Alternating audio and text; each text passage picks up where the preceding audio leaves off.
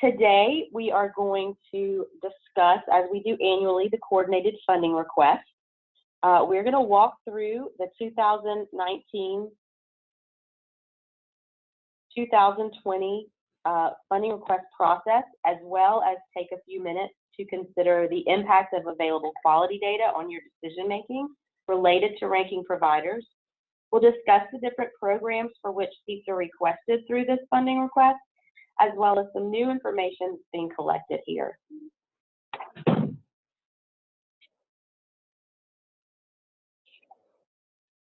As you all well know, lead agencies are tasked with and funded to manage three key functions: administration of community network activities, coordination of the network's enrollment process, and completion of required class observations. What this means is that we are asking lead agencies to demonstrate two things. Do you have the capacity to do coordinated enrollment and successfully conduct the required observations? And do you have the support of your program partners? Are they engaged, and do they feel supported to participate fully in network activities? As I mentioned, lead agencies are responsible for those three key functions, and within those three areas of responsibility, there are some specific action steps. One of which is the child count, where you publicly count all of your publicly funded children in your network, and I know that some of you are working on that now, and some of you have already submitted that, and thanks for that. The coordinated funding request, which we will cover in detail in this presentation. The coordinated enrollment planning, when networks strategize on how to best increase access to eligible families using the data and family demand information available to them. And coordinated enrollment implementation, when communities work together in a unified way to ensure that families are being reached and seats are filled in a coordinated effort. It's important to remember that one has to inform the next, even if they're happening simultaneously.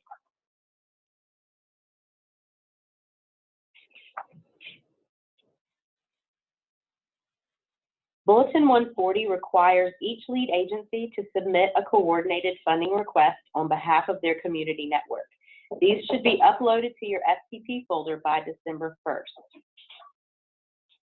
This year, lead agencies will request seats for programs funded through the Department of Education, LA4, NSECD, and existing PreK expansion grant seats only. We will talk about that in detail later on.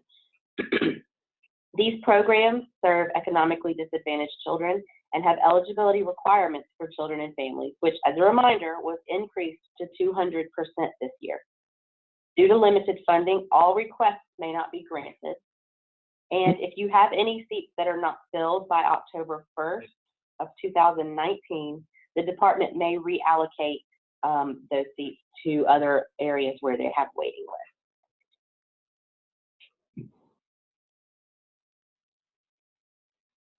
LEAs and sites request funding for seats through the coordinated funding request submitted by lead agencies. No seats should be requested from multiple funding sources. What we mean by this is that you cannot request funding for the same 20 seats through the NSECD program and LA4. Program partners will evaluate their capacity and make decisions about what they want to request. The types of sites involved include LEAs, Type 3 centers, and non-public schools. Lead agencies will review and submit the recommendations to the department to request seats funded through LA4, NSECD, and continuation of existing PreK expansion grant seats. The Office of Early Childhood will review and make allocation recommendations to BESI, who will approve final allocations. The department notifies lead agencies and sites of tentative awards. As you know, allocations are also subject to legislative appropriation.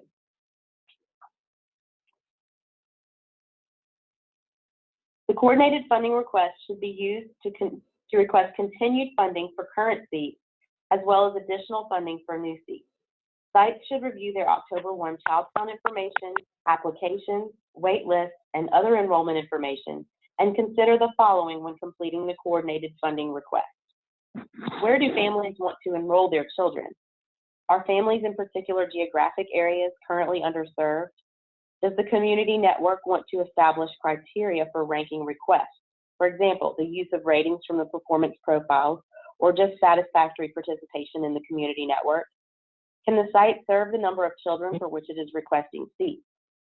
Can my site meet the requirements associated with the funding either on its own or through partnerships with other entities? In addition to the things noted above, is there anything else that makes my site a good candidate for the seats I would like to request?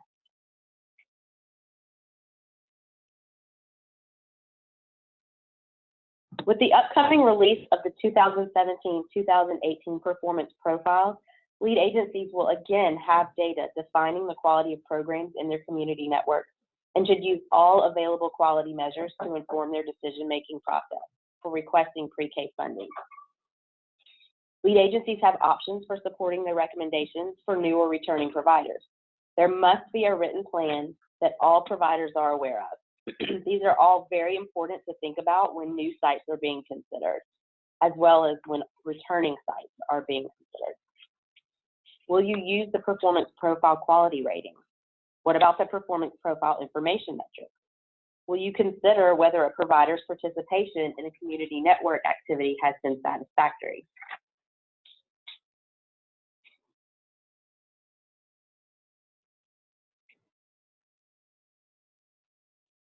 Bulletin 140 requires that lead agencies provide the opportunity for not only their program partners, but also the general public within the network area to comment on the requested funding prior to submitting to the department.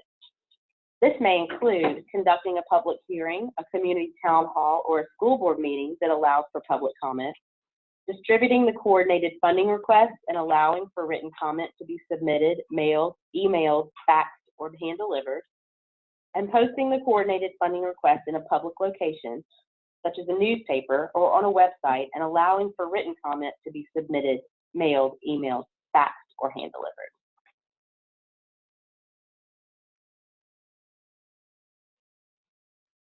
Any publicly funded program may request that the department review an enrollment decision or funding request of its lead agency.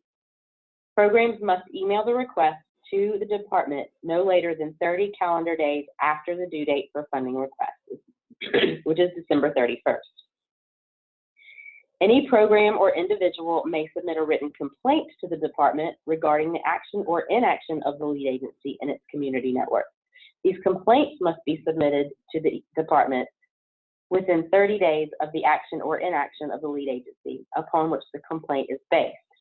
Lead agencies must provide programs written notice of the opportunity to request a review with the contact information of the department.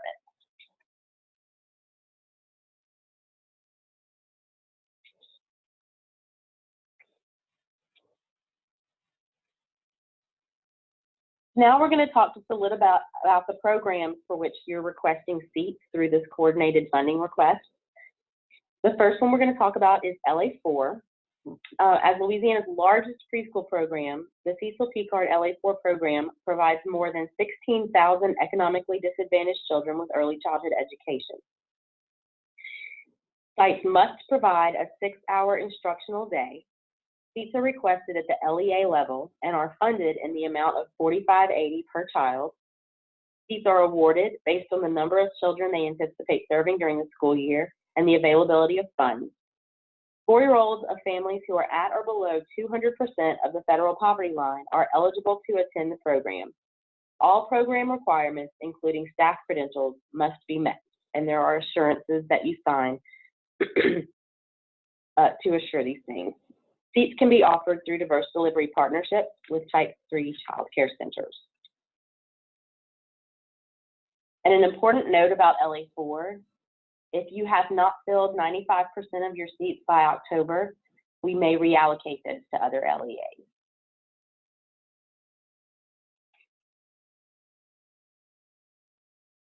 The NSECD program began in 2001 in the governor's office and provides almost 1,500 economically disadvantaged children with early childhood education in diverse settings.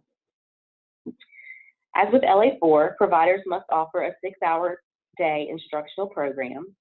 Non-public schools and Type 3 child care centers may apply for seats, which are funded in the amount of $45.80 per child. Seats are awarded based on a number of factors, including the number of children they anticipate serving during the school year, the availability of seats, and community needs. 4-year-old children and families who are at or below 200% of the federal poverty line are eligible to attend the program. All program requirements, including staff credentials, must be met, and there are also assurances for this program.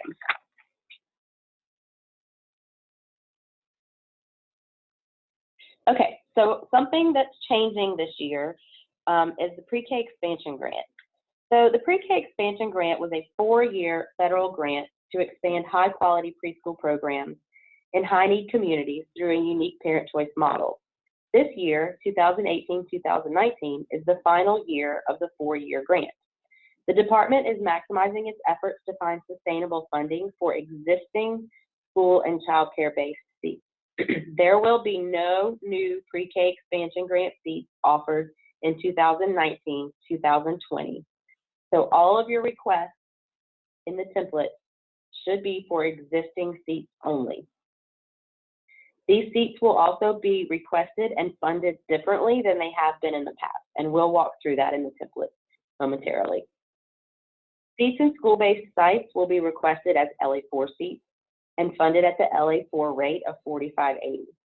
Seats in child care and Head Start sites will be requested as existing PreK expansion grant seats and funded at the PreK expansion grant quality rate of $51.85.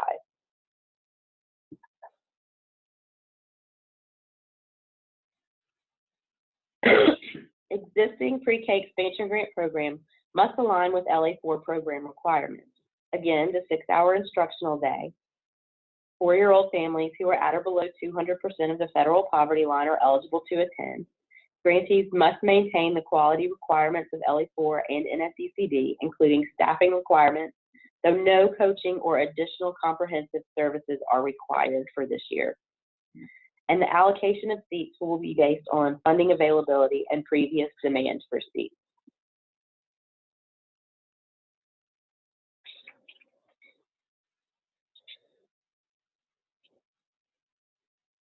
Okay, we're going to take a walk through the template. The template this year has 3 tabs. I know that y'all are used to having just the 2 tabs, the assurances and the actual request template, but we've added a 3rd tab this year, so we're going to take each one of them individually. The first tab is the assurances tab, which requires lead agencies to provide information on the opportunities given for public comment. The process used in developing the request, was a ranking system incorporated, was a rubric used to come to these decisions, how the data collected through the child count were used to develop the request, and how that information was shared with your partners, and also any concerns or comments received from their partners or the community. This has not changed from last year. So if you are familiar with the template and you completed it last year, this particular section is exactly the same.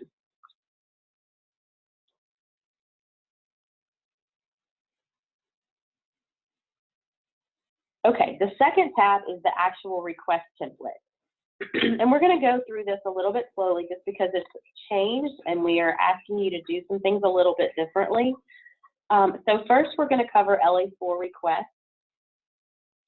And one of the things that we're going to ask you to do is, in an effort to efficiently allocate seats, we would like you to submit your request for LA seats so that you're requesting potentially 2 things. And I do want to preface all of this with this is optional. You don't have to do this, but if it's not super labor intensive, we would like to see this done this way. So you will request your LA4 seats so that you are requesting, number 1, the number of seats that you are certain will be filled on the first line. So this is likely the number of seats that you currently have filled at the time that you submit your coordinated funding request.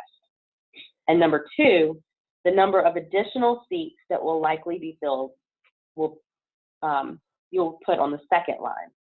And these are seats over and above what are currently actually filled.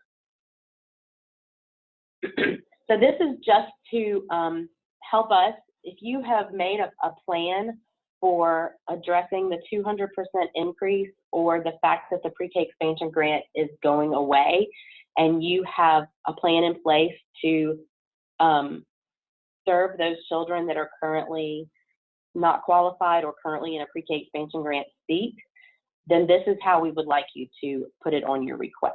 So let's just look at an example. On our template, we can see that in 2018-2019, K. Eichler Parish Public Schools reported that they had filled 100 seats at the time that they submitted their coordinated funding request, and that they had received 120 applications for those LA4 seats. Their priority for 2019-2020 would be to maintain the 100 seats that they currently have filled. Excuse me. As lead agency, they are an existing pre-K expansion grantee and would also like to maintain the 20 existing school-based seats that they were previously allocated through that grant. They believe that they will be able to fill an additional 20 seats due to a new school opening and the increased income limits. This request is entered on the second line, separate from the original request. These requests can be identified and prioritized using the optional rank column. Again, this secondary request is optional.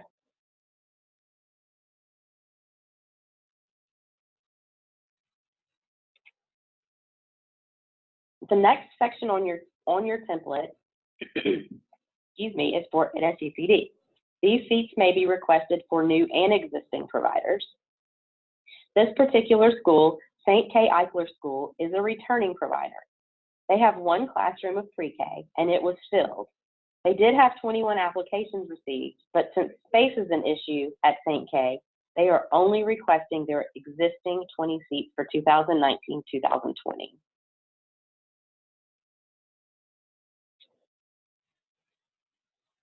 As I mentioned, 2018-2019 is the last year of the 4-year pre-K expansion grant. The department is, again, maximizing its efforts to find sustainable funding for existing school and child care-based seats. But again, there will be no new pre-K expansion grant seats offered in 2019-2020. Current lead agency pre-K expansion sub-grantees must apply to maintain their existing seats in schools and child care and Head Start centers. No new seats or improvement funds will be available in 1920, and coaching and comprehensive services will not be a requirement. Applications are included as part of the coordinated funding request, and a minimum of 1 classroom must be requested for the community network to be considered for this continued funding. So K. Eichler Parish Public Schools that we saw in the LA4 section also serve as the existing grantee for the pre-K expansion grant in their network. In addition to the 20 school-based seats that were requested under the LA4 section, they are also requesting to maintain their 40 seats placed in child care and Head Start centers.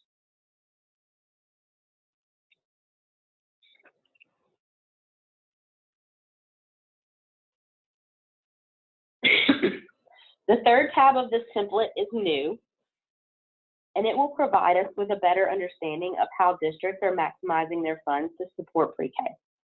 You should answer using actual data and funding amounts from 2018-2019 and proposed amounts for 1920.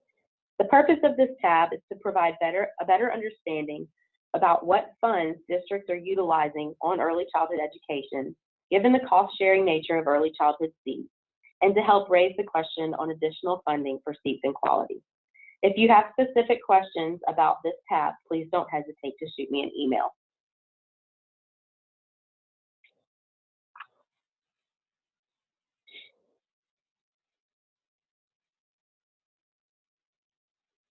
So following our presentation today, we will be sending out to you this week the coordinated funding request document, which is the template and the guide, as well as a link to this recorded webinar. You may also join us for office hours every Tuesday at 3, and we'll be happy to answer any questions you have, not just about the coordinated funding request, but about anything that you are currently working on as lead agency.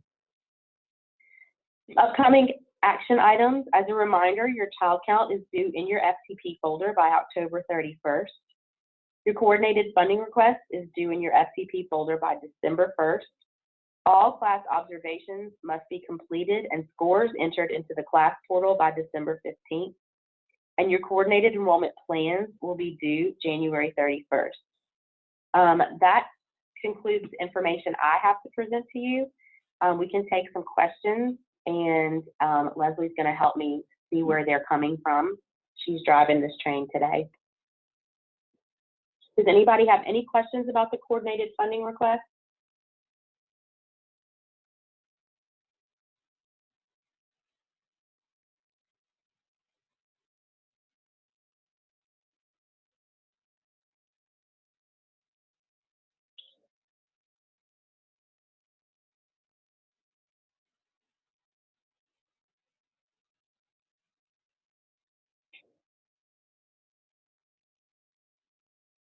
So if you have a question, you can type it in the chat box or raise your hand and we can unmute your phone.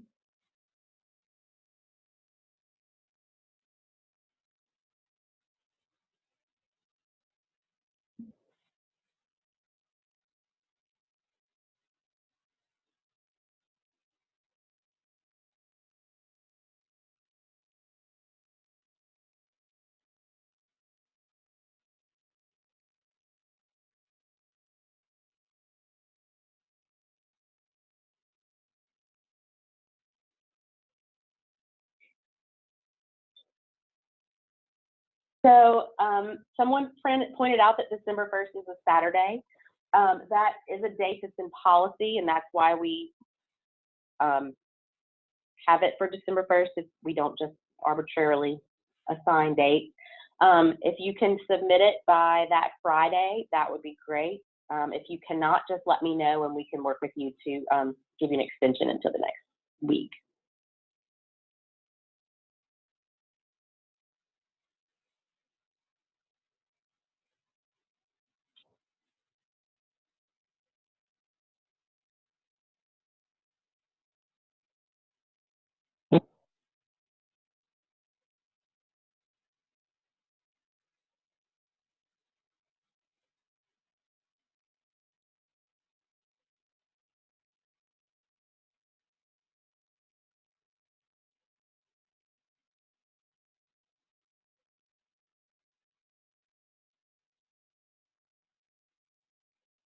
We have a question about how long it has to be out for public comment.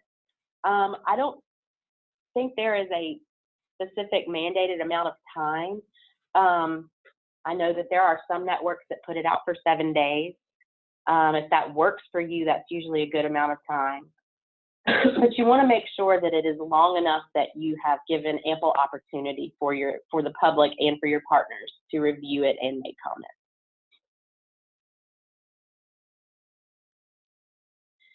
You do not request funds for IDEA through this template. The request on the second tab is the actual request tab. It is only for LA4, NSECD, and existing pre-K expansion grant seats. The third tab is just collecting information. That's where you saw the IDEA.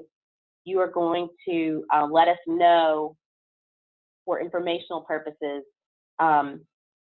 how many kids you can serve with your IDEA funds and how you intend to support early childhood education with your IDEA funds.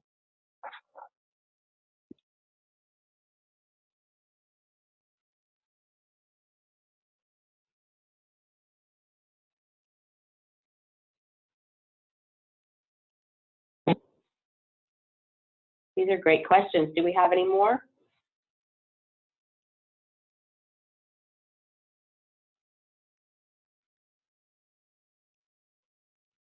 We have a question about existing pre-K expansion sites following LA4 guidelines for tuition. I'm not sure exactly what you mean by that, but they are not allowed to charge tuition to LA4 students or pre-K expansion grant students. They can charge tuition to students who are not eligible for either of those programs. But there's no tuition or fees other than field trips, school supplies, and uniforms that are charged to publicly funded children and pre-K programs.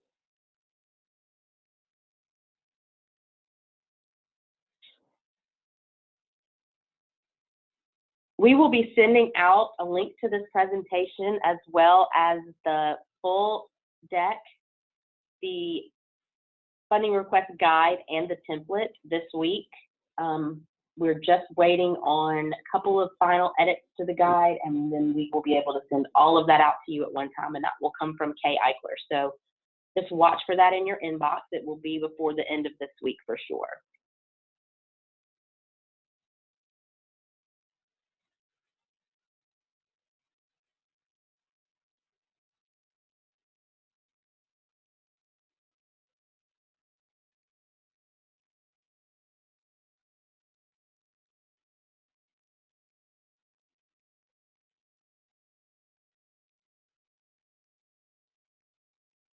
Do we have any other questions?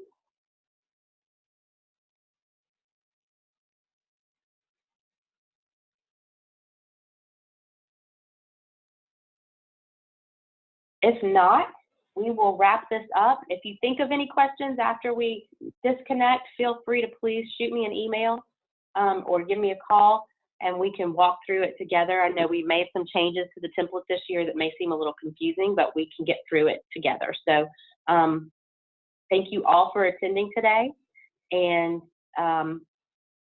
we will call it a day. Thanks.